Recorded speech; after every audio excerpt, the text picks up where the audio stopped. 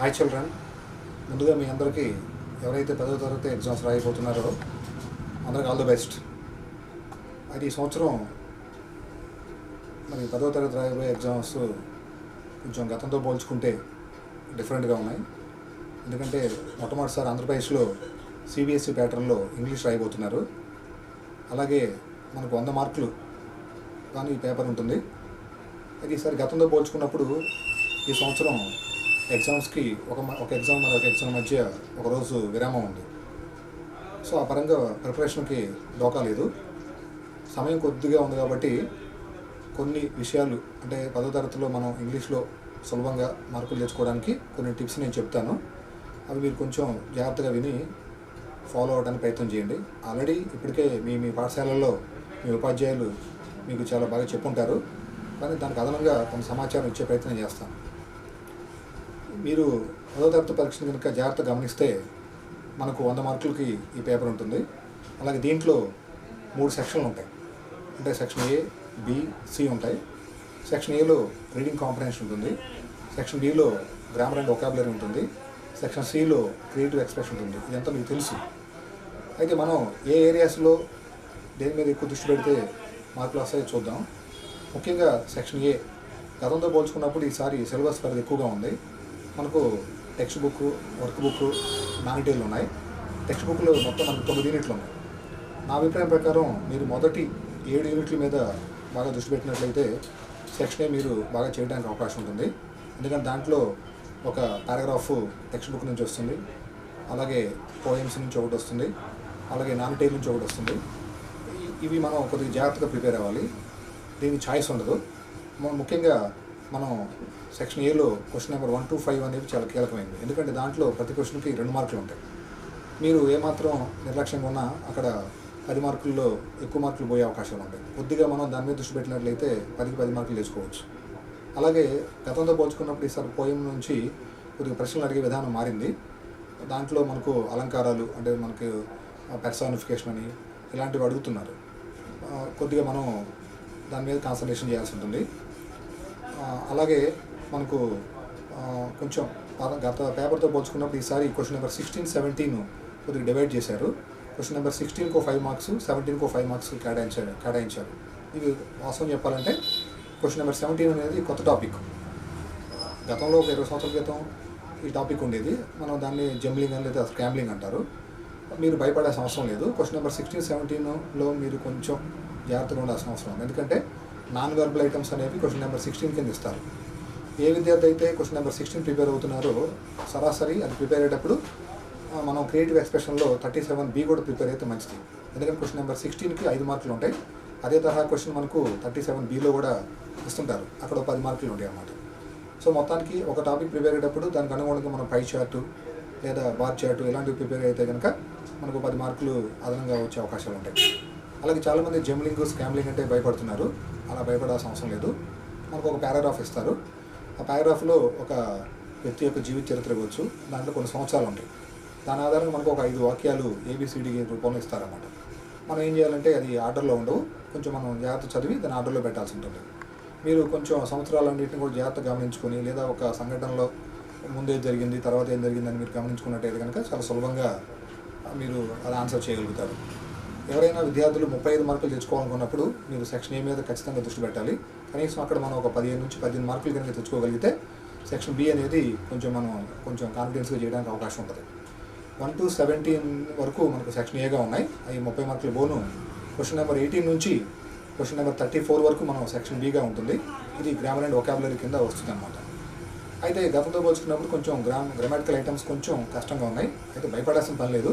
ముఖ్యంగా question number 18, 19 అలాగే 20, 21 ఇవన్నీ కూడా గతంలో తెలిసినవే చేసినవే.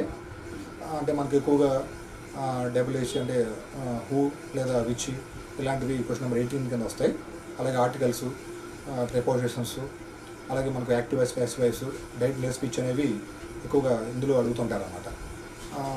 సో ఆర్టికల్స్కి అయితే మనకు బ్రాకెట్లు అంతకుముందు ఏ అంది అని ఉండేవారు. ఈసారి అవి మనకు ఛాయిస్ లేదు. సో మనకు ఉన్నటువంటి ఆర్టికల్స్ ఈజీగా ఉంటాయి కాబట్టి జాగ్రత్తగా ప్రిపేర్ అయితే మనం ఈజీగా వాటిని ఐడెంటిఫై చేయొచ్చు. అలాగే యాక్టివ్ వాయిస్ నుంచి ప్యాసివ్ వాయిస్ మార్చేటప్పుడు కూడా కొద్దిగా జాగ్రత్తగా ఉండండి. మన ప్యాసివ్ నుంచి యాక్టివ్ మార్చేది లేదు. ఎక్కువగా simple past, simple present tense, simple future tense మీద యాక్టివ్ నుంచి ప్యాసివ్ మార్చమని చెప్పి అడగవచ్చు. సో ఆ రకంగా వాటి మీద మీరు కొన్ని ఎగ్జాంపుల్ కింద చేసినట్లయితే తప్పనిసరిగా అందులో మీకు 2 మార్కులు వచ్చే అవకాశాలు ఉన్నాయి. అలాగే డైరెక్ట్ స్పీచ్ మీద కూడా కొంచెం కాన్సన్ట్రేషన్ చేస్తే ఎక్కువగా డిక్లరేటివ్ సెంటెన్స్ అంటే మన స్టేట్మెంట్ ఇచ్చి దాన్ని మనం ఇండైరెక్ట్ స్పీచ్లో మార్చమంటారు.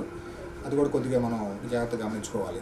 ముఖ్యంగా మీరు టెన్సెస్ మీద కాన్సన్ట్రేషన్ చేసినట్లయితే కనుక ఈ ఐటమ్స్ మీరు బాగా చేయడానికి అవకాశాలు ఉన్నాయి. టెన్సెస్ అంతా మీకు 12 ఉంటాయి, కానీ అవి 12 చేయవసరం లేదు. ఎక్కువగా ప్రెజెంట్ టెన్స్లో 4 సింపుల్ పాస్ట్ కంటిన్యూస్, అలాగే సింపుల్ ఫ్యూచరు, ఈ వీటి మీద మీరు ఎక్కువ దృష్టి పెట్టినట్లయితే కనుక మీరు క్రియేటివ్ ఎక్స్ప్రెషన్ రాయడానికి కూడా అవకాశం ఉంటుందన్నమాట. అలాగే డిక్షనరీ ఎంట్రీ ఒకటి ఉంటుంది. అది ప్రతి ఒక్కళ్ళు 35 మార్కులు వచ్చే వాళ్ళకి లేదా అలా పాస్ అయ్యే పరిస్థితి కొంచెం కష్టంగా ఉన్న విద్యార్థులు ఎవరైతే ఉన్నారో వాళ్ళకి దానిలో 2 మార్కులు వచ్చే అవకాశాలు ఉన్నాయి. అలాగే మనకు అడ్వైజ్ షుడ్ అనేది ఒకటి ఉంటుంది. దాని మీద కూడా కొంచెం మీరు దృష్టి పెట్టండి. అలాగే క్వశ్చన్ నెంబర్ 35 నుంచి 37 వరకు మనకు క్రియేటివ్ ఎక్స్ప్రెషన్ ఉంటుంది. అక్కడ 3 పదులు 30 మార్కులు ఉంటాయి. దీంట్లో ముఖ్యంగా 35 ఏవి కొద్దిగా డిఫరెంట్గా ఉంటాయి. కొద్దిగా టాపర్స్ ఎవరైతే 78 మార్కులు రావడానికి అవకాశం ఉన్న వాళ్ళు సులభంగా చేయగలుగుతారు. అలానే స్లో లెర్నర్స్ భయపడాల్సిన పని లేదు. ముఖ్యంగా 35 ఏలో మనకి కన్వర్జేషన్ ఉంటుంది. అలాగే బీలో డైరీ ఉంటుంది. దానికి బదులు ఒకసారి వేరే డిస్కోర్స్ కూడా ఇవ్వచ్చు, అంటే మనకు డిస్క్రిప్షన్ ఇవ్వచ్చు అనమాట. అందుకని మీరు కేవలం ఒక డైరీ మీద ఆధారపడకుండా డిస్క్రిప్షన్ కూడా చూడండి. మనం ఒక సిచ్యువేషన్ని మనం వర్ణించాల్సినటువంటి పరిస్థితి ఉంటుంది అనమాట. సో మీరు సెంటెన్స్ ఫార్మేషన్ కనుక మీరు వచ్చినట్లయితే దానికి 10 మార్కులకి 8 లేదా 9 మార్కులు వచ్చే అవకాశాలు ఉంటాయి. అక్కడ ఏదైనా కొంచెం మీరు నష్టపోతే లేదా సరిగ్గా మనం రాయలేదనుకున్నప్పుడు ఖచ్చితంగా మీరు 36 ఏబీ మీద బాగా కాన్సన్ట్రేషన్ చేయండి. ఎందుకంటే లెటర్ రైటింగ్ అనేది ఒకటి ఉంటుంది, తర్వాత ఒక స్పీచ్ ఉంటుంది అనమాట. ఇక్కడ ఖచ్చితంగా కొన్ని టెక్నిక్స్ ఫాలో అయితే ఖచ్చితంగా మనకు ఈ సెక్షన్లో అంటే ఈ యొక్క 36 ఏబీలో ఒకటి రాయొచ్చు. అక్కడ మనకు ఒక 7 నుంచి 8 మార్కులు పడే అవకాశాలు ఉంటాయి. లెటర్ అంటే సహజంగా ఇన్ఫార్మల్, ఫార్మల్ లెటర్స్ ఉంటాయి. అవి మనకు అక్కడ లెటర్ ఇచ్చిన దాన్ని బట్టి టాప్ ఆఫ్ ది లెటర్ అని, బాడీ ఆఫ్ ది లెటర్ అని, బాటమ్ ఆఫ్ ది లెటర్ అని మనం కొంచెం డివైడ్ చేసుకొని జాగ్రత్తగా రాయాల్సిన అవసరం ఉంటుంది అనమాట.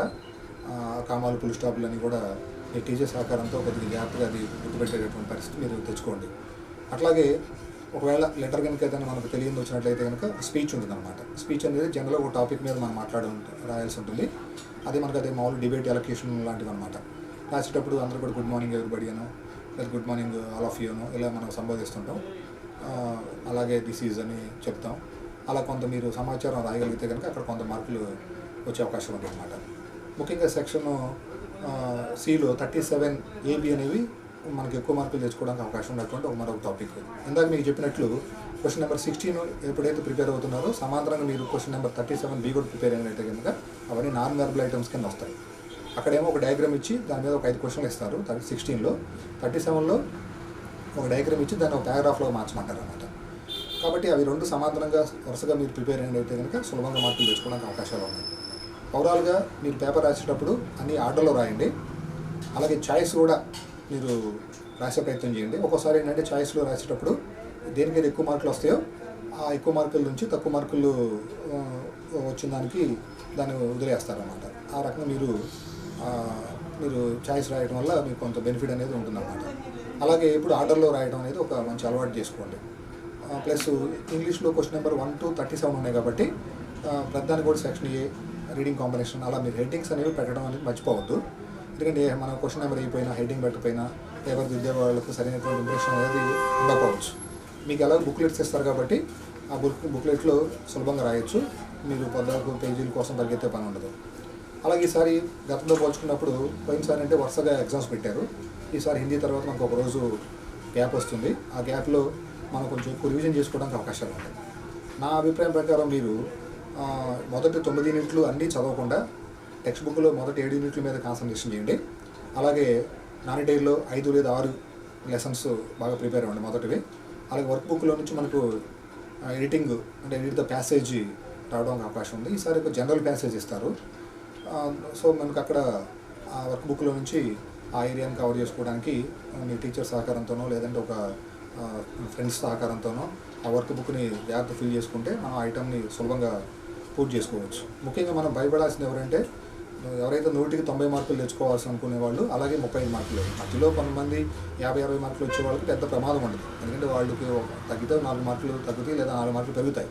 ఈ 35 మార్కులు వచ్చేవాళ్ళు సులభంగా తెచ్చుకోవాలంటే ముఖ్యంగా మీరు డిక్షనరీ ఎంట్రీ, అలాగే షుడ్, అంటే మనకు పొలైట్ ఫార్మ్స్ అంటారు వాటి మామూలుగా మన సాధారణ సంభాషణలో యూ పక్కన షుడ్ పెట్టి V1 అనేది రాయాలి. అలాంటి అంశాల మీద మీరు ఎక్కువ కాన్సన్ట్రేషన్ చేయండి. అట్లా ఆర్టికల్స్, అలాగే ప్రిపోజిషన్స్, ఇవి కొంచెం వాటి మీద ఎక్కువ దృష్టి పెట్టినట్టయితే మీకు సులభంగా మార్కులు వస్తాయి. అలాగే సెక్షన్ సిలో ఈ 35 మార్కులు లేదా 40 మార్కులు తెచ్చుకోవడానికి ఇబ్బంది పడే విద్యార్థులు ఎవరైతే ఉంటారో వాళ్ళు హెడ్డింగ్స్ కనీసం మొత్తం రాకపోయినా హెడ్డింగ్స్ పెట్టడం అనేది ఒక మంచి అంశంగా పరిగణించాలి. ఎందుకంటే మీకు 10 మార్కులు రాకపోయినా కనీసం ఒక 4-5 మార్కులు అక్కడ రావడానికి అవకాశం ఉంటుంది. ఉదాహరణకి డైరీ ఎంట్రీ ఉందనుకోండి, దానికి డేట్ మెన్షన్ చేయడం, తర్వాత డైరీ అనేది టెక్నికల్గా అది అంగీకరించబోయినప్పుడు కూడా అలా రాయడం వల్ల కొంత మార్కులు పడే అవకాశాలు ఉంటాయి. అలాగే ఏదైతే మనకు 9 PM అని డైరీ ఎవరైనా నైటే రాస్తారు, అట్లాంటివి మనం మెన్షన్ చేయడం వల్ల డైరీ ఎంట్రీ పైన రేటింగ్ పెట్టడం ద్వారా ఒక 10 మార్కులకి 4-5 మార్కులు పడడానికి అవకాశాలు ఉంటాయి. అలాగే లెటర్లో కూడా డేటు, ఆ తర్వాత ఎక్కడి నుంచి రాస్తున్నారు, తర్వాత ఎవరికి రాస్తున్నారు, అలాగే డియర్ అనేది సంబోధించడం, ముఖ్యంగా పర్సనల్ లెటర్ అయితే కనుక డియర్ అనేది పెట్టాలి. డియర్ పేరెంట్స్, అలాగే డియర్ మదర్, డియర్ ఫాదర్ అని రాయొచ్చు. అలాగే డియర్ ఫ్రెండ్ అని రాయమాకండి. డియర్ పక్కన ఫ్రెండ్ బదులు ఫ్రెండ్ పేరు రాయండి. డియర్ వేణు అని, లేకపోతే డియర్ సుధాన్, అట్లా పేరు రాయండి. అట్లా ఉంటుంది. అలాగే మీకు ఎక్కువగా ఈసారి న్యూస్ పేపర్ రాసే లెటర్ అలాంటివి కూడా ఇవ్వడానికి అవకాశాలు ఉన్నాయి. అలాగే ప్రభుత్వం మారినప్పుడల్లా ఆంధ్రప్రదేశ్లో కొన్ని స్కీమ్స్ మారుతూ ఉంటాయి, వాటి మీద కూడా ఫోకస్ చేయొచ్చు. ఉదాహరణకి అంతకుముందు నాడు నేడు అని ఉండేది, ఇప్పుడు మన బడి మన భవిష్యత్తు అనే పేరు మార్చారు. అంతకుముందు అమ్మఒడి అని ఉండేది, ఇప్పుడు తల్లికి వందనం అని పేరు మార్చారు. అలాగే ఈ మధ్యకాలంలో ఆంధ్రప్రదేశ్లో భారీ ఎత్తున తల్లిదండ్రుల సమావేశం జరిగింది. ఇట్లాంటివి వాటి మీద ఏదైనా లెటరు ఎలా జరిగింది మీ పాఠశాల అనే విషయం మీద అడగవచ్చు. అలాగే కొన్ని మధ్యాహ్న భోజన పథకం పేరు కూడా మారింది. ఇట్లాంటివి వెరీ పాపులర్ స్కీమ్స్ ఏవైతే ఉంటే మన పాఠశాలలో అమలయ్యేవి, వాటి గురించి కూడా లెటర్ అడగవచ్చు. లేదా ఒక ఐటమ్ ఇచ్చి మనం మాట్లాడమంటారు మామూలుగా డిబేట్లు అయితే, ఇక్కడ రాయమనవచ్చు. ఇలాంటి విషయాల మీద కొంచెం మీరు కామన్గా వాడే పదాలని మనం కనుక అక్కడ రాయడానికి కనుక మనం ప్రయత్నం చేస్తే కనీసం అక్కడ మనకు సెక్షన్ సిలో 3-5-15 మార్కులు పడే అవకాశాలు ఉంటాయి. అలాగే 90 మార్కులు పైన తెచ్చుకోవాలనుకునే వాళ్ళు ఎక్కువగా ఫ్రేజెస్ మీద కాన్సన్ట్రేషన్ చేయాలి. అలాగే నౌన్ మాడిఫైర్స్ మీద కాన్సన్ట్రేషన్ చేయాలి. ఇవన్నీ కూడా ఈసారి ఎక్కువగా టెక్స్ట్ బుక్ నుంచే వస్తాయి. మీరు టెక్స్ట్ బుక్ని, వర్క్ బుక్ని, అలాగే నానిటైల్ని బాగా ప్రిపేర్ అవ్వండి. అయితే కొంచెం ఎగ్జాంపుల్స్ తక్కువగా ఉన్నాయి వాటిలో. అలాగే ఈ మధ్యకాలంలో SCERT వారు కూడా కొన్ని మోడల్ పేపర్స్ రిలీజ్ చేశారు. అలాగే ఒక మాడ్యూల్ కూడా ఇచ్చారు, అది వాట్సాప్లో షేర్ అవుతూ ఉంటాయి. దానికి ఆన్సర్స్ కూడా ఎక్స్పర్ట్స్ తయారు చేశారు. కనీసం ఒక 3-5 పేపర్లు మోడల్ పేపర్స్ మీరు కనుక ప్రిపేర్ అయినట్లయితే కనుక వాటి నుంచి ఖచ్చితంగా 60-70 మార్కులు వచ్చే అవకాశాలు ఉంటాయి. సో మీరు ఎట్లాగూ ఆల్రెడీ ఒక SA1 ఎగ్జామ్ రాసుంటారు, అలాగే ప్రీ ఫైనల్ రాస్తారు. ఈ 2 పేపర్లు ఎలాగో మీ దగ్గర ఉంటాయి. అలాగే ప్రభుత్వం వారు విడుదల చేసినటువంటి 3 లేదా ఇంకేవైనా UTF వారు కానీ ఇలాంటి వారు ఇచ్చినటువంటి మాడ్యూల్స్ మనం కొంచెం చూసుకున్నట్టయితే కనుక తప్పనిసరిగా ఒక 60-70 మార్కులు అందులో నుంచి వచ్చే అవకాశాలు ఉంటాయి. సో మీరు రాయాల్సింది ఏంటంటే ఆర్డర్లో రాయాలి. తర్వాత క్వశ్చన్ నెంబర్స్ అనేవి కూడా జాగ్రత్తగా వేయాలి.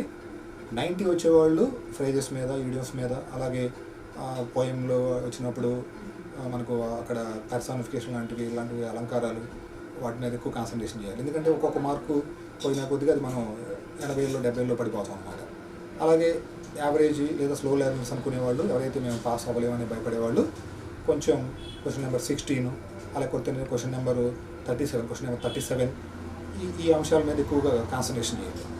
అవి మనకు సులభంగా మార్కులు తెచ్చుకోవడానికి అవకాశాలు ఉంటాయి అన్నమాట. సో ఓవరాల్గా మనం గమనించాల్సింది ఏంటంటే ఆత్మవిశ్వాసంతో మనం పరీక్ష రాయాలి. తర్వాత ఎటువంటి ఒత్తిడికి గురవ్వకూడదు. కొంచెం ప్రిపరేషన్కి ఎక్కువ సమయం కేటాయించండి.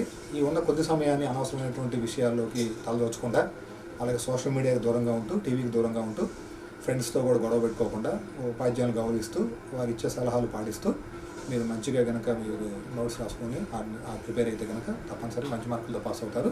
మరొకసారి మీ అందరూ కూడా ఆల్ ద బెస్ట్ చెప్తూ నేను ఈ యొక్క ప్రసంగాన్ని ముగిస్తున్నాను. Thank you very much.